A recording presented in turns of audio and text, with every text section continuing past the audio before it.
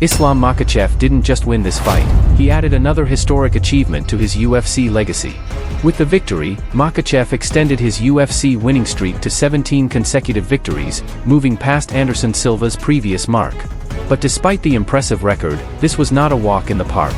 Ian Machado Garry gave Makhachev some legitimate problems, particularly when he was able to maintain distance and force the fight into striking exchanges. So, let's break down how Makhachev controlled the fight, where Garry found success, and why the champion ultimately walked away with another major victory.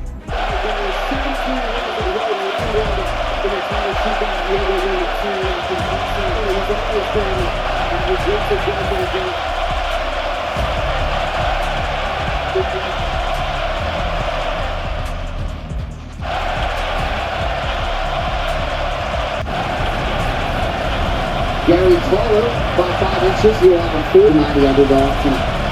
Ladies and gentlemen, Danny Bird of the Ian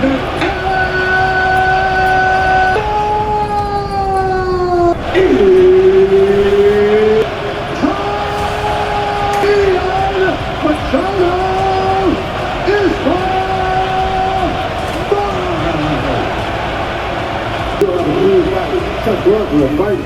chanting along to Garry. Gary's giving energy to his going for the UFC's welterweight. Here's how he plays the back up. Here's how he sees me try.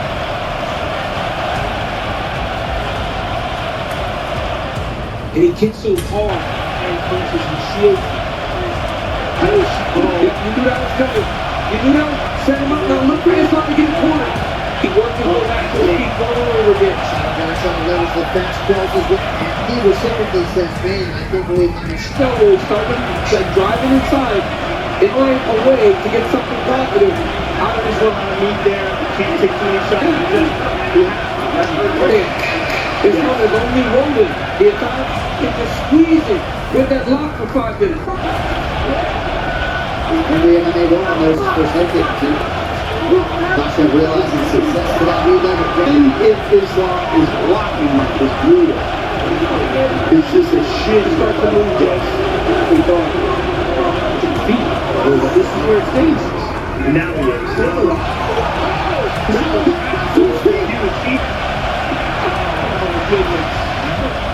Did he separate Islam with that damn scoop? With a huge knockdown. He said he had this incredible threat on the feet, but he's very, very disciplined. Islam sets up that damn submission. That does. Under the armpit, very quick To breathe for the challenger. Oh, nice knee. Here, look at that though. That works because he throws it off the hook. Yeah. He reaches for it, keeps it off the seat. Okay, don't take it down. Physically rounding at a 4'9", muscle mass at 70 pounds versus 155 pounds. He crushes them. Look at Jack Della Maddalena. He's standing right in front of him. Ian Garry threw some high kicks earlier. There's that blue team get. Another thing he's doing. There it is. Now he's got a chance. Yeah, he beat the shoulder. If you beat the shoulder, you can sit the corner. This wants to get back at Garry. Woo! He lets that front kick to the face just barely miss. And then he There it is. Makhachev has got to get a takedown here. Stands it and buckles it backward. Oh, Probably heard this wrong. yes. Now, look how he's breathing through his mouth. Big deep breath. As he goes back. Next round we hear.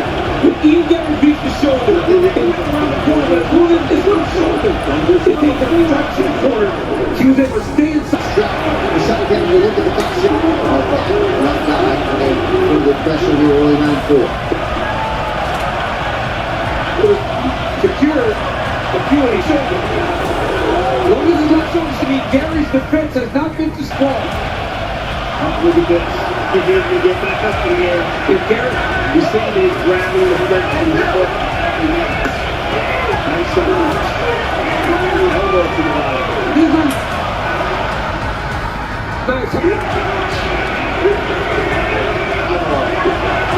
Gets him down. Look at this. This one quicker, much quicker back up to the feet.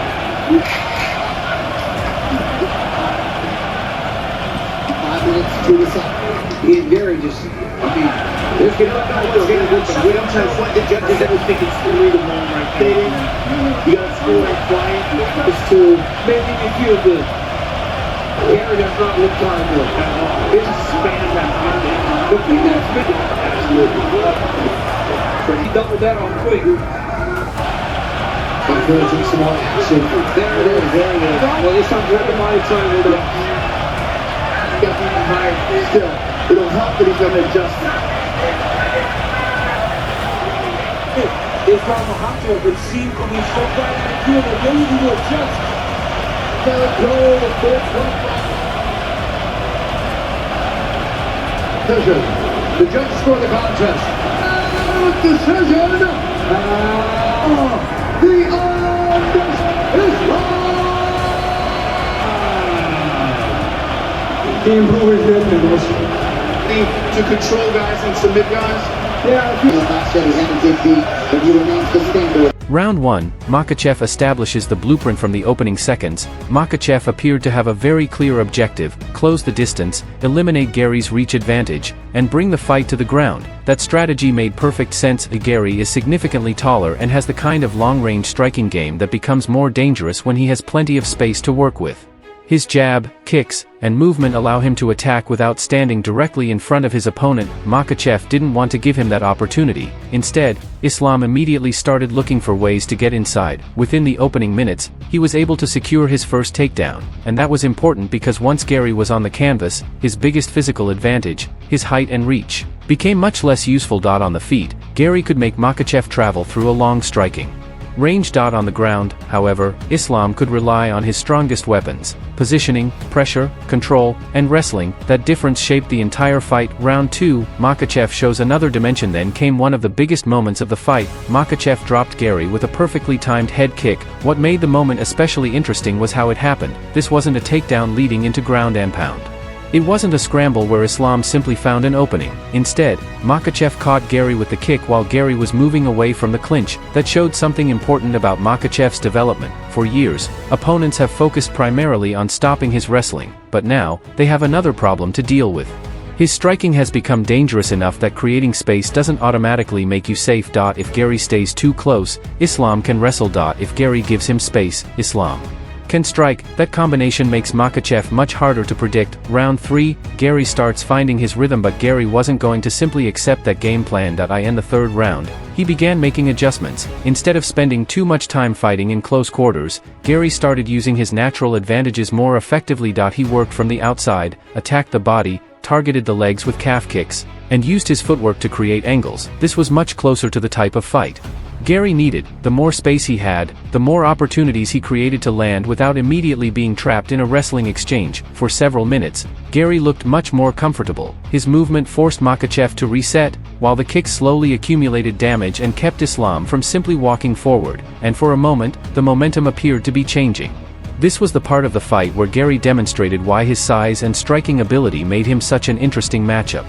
For Makhachev, round 4. The champion makes the adjustment, but just when Garry appeared to be building confidence, Makhachev made another important adjustment. Instead of continuing to chase Garry in the striking exchanges, Islam went back to the area where he had the clearest advantage, the wrestling. Makhachev found another takedown and eventually worked his way into a back control position.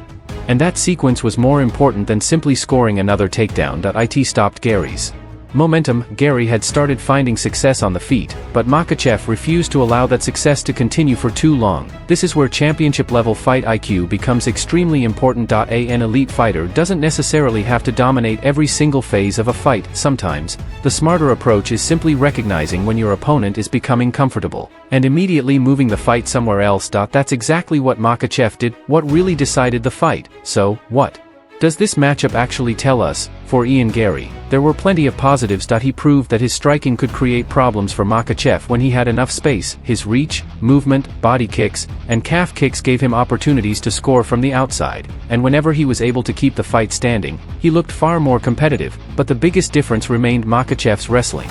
Every time Garry began establishing a rhythm, Islam had a way to interrupt it. Garry could spend several minutes building momentum on the feet, but one successful takedown could completely reset the fight. That ability to change the location of the fight whenever necessary became one of Makhachev's biggest advantages. The final result When the final bell sounded, the judges awarded the fight to Makhachev. The official scorecards read 49-46, 49-46, 48-47. A unanimous decision victory for Islam Makhachev, and with that victory, Makhachev pushed his UFC winning streak to 17 straight fights. His only UFC loss came all the way back in 2015, during his second UFC appearance. That makes his current run even more remarkable. Ian Garry had the physical tools, he had the height, he had the reach, he had the movement, and he had moments where his striking genuinely caused problems, but Makhachev had the ability to constantly change the terms of the fight. When Garry wanted distance, Islam closed it. When Garry found momentum on the feet, Islam took the fight to the ground, and when opportunities appeared, Makhachev took advantage of them. That combination of wrestling, control, striking development, experience, and fight IQ ultimately proved to be the difference. Ian Garry pushed him, but once again, Islam Makhachev found a way to win. 17 straight UFC victories, another major win on his record, and another chapter added to the Makhachev legacy.